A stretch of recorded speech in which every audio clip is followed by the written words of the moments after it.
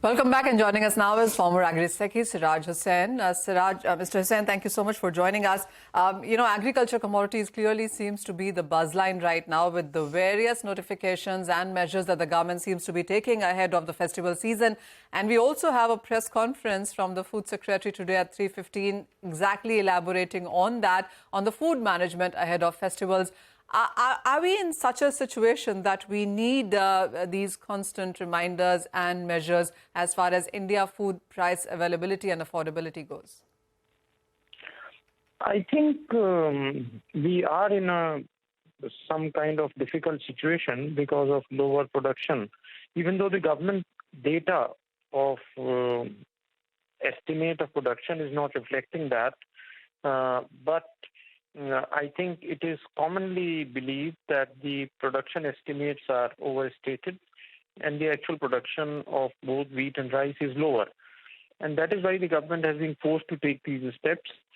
And now sugar also export has been banned. So due to the poor rainfall in parts of Karnataka and Maharashtra, the sugar production is also going to be lower. So I would say that the concern of the government is justified. Coming to your point, as you said, we've seen the final estimates for 2022-23 crop come in from the government, and it stands at a record 29.7 million tons. So within which as well, which is a 4.5% of an increase year on year, by the way, within which as well, we're looking at wheat at 110, pulses at 26 million tons, rice at 135 million tons. So where exactly do you see a concern come in? You see, what has happened is that the government estimate of wheat, for example, I have not seen yesterday's. Yesterday they have issued the first advance estimate, but the government estimate is about 4 to 5 million tons more than what the trade has been estimating, and even the U.S. Department of Agriculture has estimated that the production is only about 108 million tons in case of wheat. In case of rice also, I think there is a view that the government estimate is on the higher side. I do not know what is the estimate which has been released yesterday. That I have not seen yet. 135.8 for rice. 0.84, okay. So the USDA estimate, which was issued last month, it said that rice production may be about 132 million tons. Okay.